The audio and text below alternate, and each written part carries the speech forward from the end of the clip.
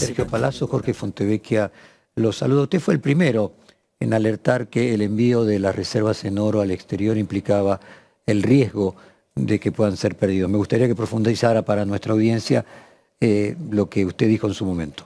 Buen día, Jorge, un saludo a todos en el estudio y a la audiencia. Si nosotros tomamos un conocimiento extraoficial de la posibilidad de que hubieran habido embarques de oro que salieran del Tesoro del Banco Central hacia Gran Bretaña, más específicamente a Londres, perdón, y decidimos hacer algo que corresponde, que está dentro de la ley, que es por vía de la Ley de Acceso a la Información Pública, pedirle al presidente del Banco Central que nos aclarara si esas partidas de oro habían existido con destino al exterior, cuál fue la operación que se realizó, si la misma estaba en el orden del día de tratamiento del directorio y si fue aprobada por él mismo, y si fue informada a la sindicatura y cuál fue la opinión de la misma del Banco Central. ¿Por qué decimos que esta operación puede resultar desventajosa? Y en principio porque el oro, cuando uno lo transporta, el oro en tránsito puede llegar a ser embargado ante algún juez que eventualmente dicte una medida de embargo por los juicios que tiene Argentina afuera. Me parece que es un riesgo innecesario que se corre, y el motivo por el cual se realiza la operación sería bueno que se lo aclaren a los argentinos, si es para cambiarlo por divisas o moneda de otro tipo, de otro país, que puede ser dólares, euros, yenes, si es una operación de crédito, si es una operación de compra y recompra con el Banco Internacional de Pago, que es el Banco de Basilea. Entonces queríamos los detalles de eso. Obviamente todavía no contestaron, supongo que se van a tomar todos los tiempos que le permite la ley, pero el ministro de Economía anticipó el viernes en una nota periodística que existían estas operaciones por parte del Banco Central, más allá que la persona idónea para contestar es el presidente del Banco Central por la autarquía. Uno no puede desconocer que el ministro debe tener información calificada y es razonable que la tenga, y bueno, a partir de ahí el desenlace de lo que conocemos como que se ha ido. ¿Por qué hice la metáfora del oro de la calle Libertad? Porque es como que usted entrega el oro, si va a un préstamo, y si no tiene plata para recuperarlo después y pagar el préstamo, se van a quedar con el oro, que son las reservas de oro de Argentina. Sergio, otro tema que atraviesa a los bancos es el canje de la deuda que era del Banco Central, la deuda del Tesoro, con los puts, la eliminación de los puts, pero fundamentalmente el cambio de una obligación que era del Banco Central, que tiene la capacidad de emitir, a una del Tesoro que no tiene la capacidad de emitir, por lo tanto tiene que tener superávit fiscal para poderlo pagar, bonos de más largo plazo, y que además de alguna manera implica una especie de obligación de renovación continua, mientras que el Banco Central se le podía pedir que pagase en el momento ejerciendo los puts, en el momento que el banco quisiese. El dinero no es de los bancos, es de los ahorristas. Es decir, ¿existe algún peligro de un eventual reperfilamiento de la deuda, como se sucedió al final del gobierno de Macri, o algo parecido a lo que fue el plan Bonex al comienzo de la época de Menem, de que los bancos no puedan responderle a los ahorristas en la medida que el Tesoro no le pueda responder a los bancos? Es una medida bastante compleja la que tomó el gobierno y que aceptaron los bancos. Si bien los puts, hubo un momento que los puts más del 65% estaban en manos de banca pública, con lo cual lo que se muestra como un gran logro de haber rescatado los puts, hay que analizar la magnitud de ese logro. Segundo, está claro que hay un cambio de posiciones en cuanto a la liquidez inmediata o no de ese dinero cuando pasa al Estado. Y tercero, creo que la consecuencia severa es para todos los argentinos, porque inclusive uno de los títulos está atado a superávit, es decir, se pagan intereses o el rendimiento de los títulos si hay superávit. Entonces va a tener que hacer un ajuste mucho más fuerte del que ha hecho el gobierno para poder sostener el nivel de pagos que ya tenía, más el nivel de pago que por no emitir va a tener que pagar el Tesoro de la Nación.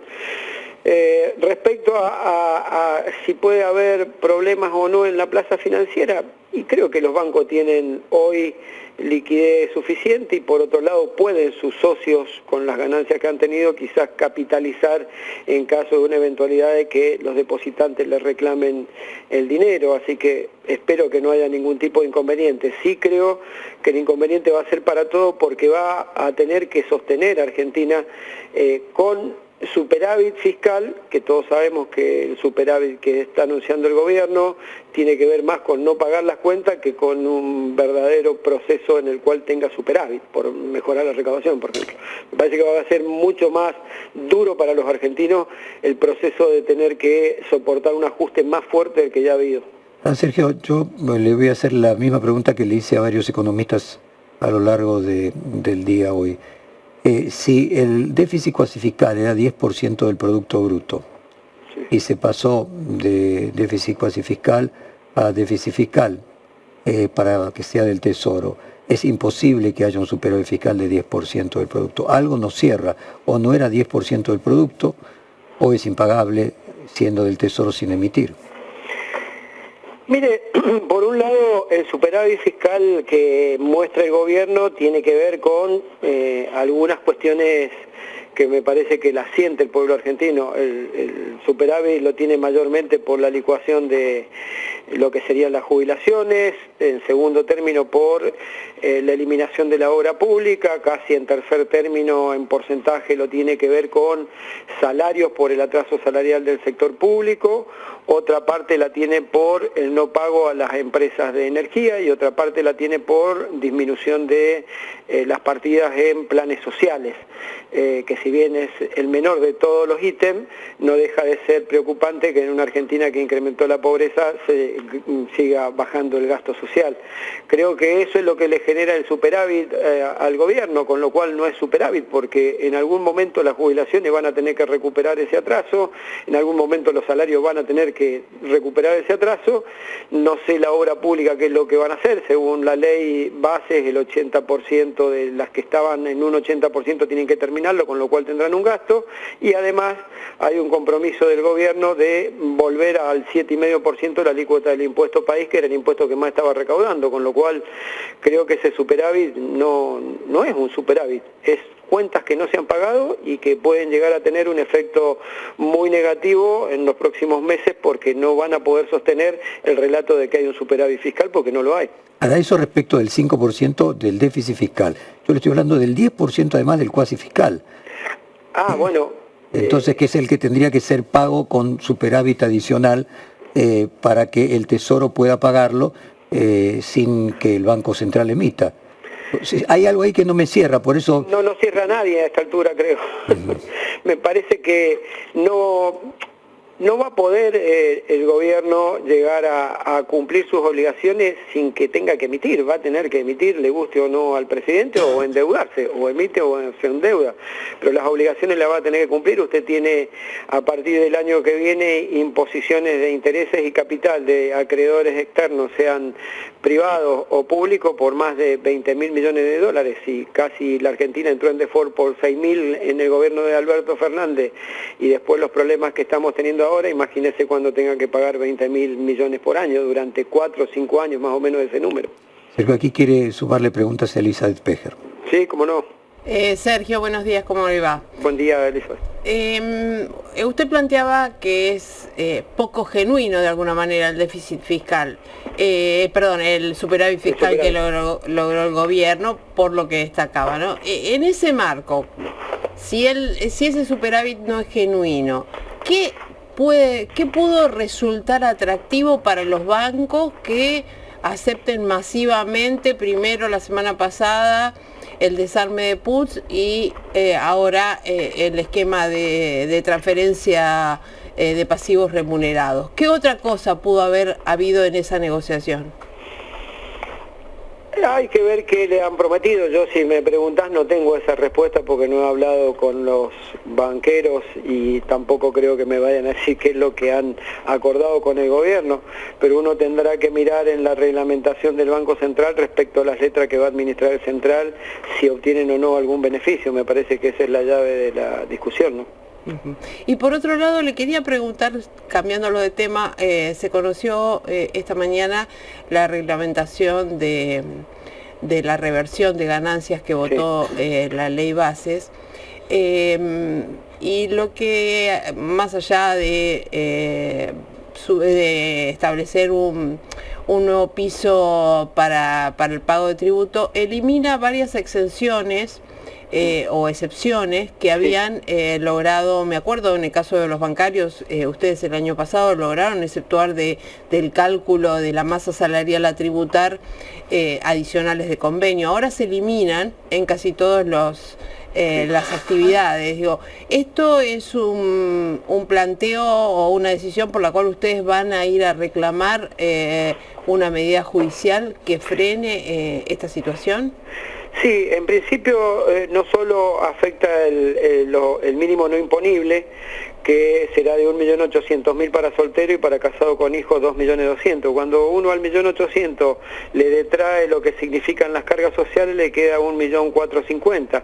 Y cuando a eso le prorratea aguinaldo, y en nuestro caso el día del bancario, que es casi un salario inicial, le queda 1.200.000. Cuando usted hace la cuenta, se necesitan más de 900.000 pesos para no ser pobre, y por 1.200.000 estás pagando ganancia.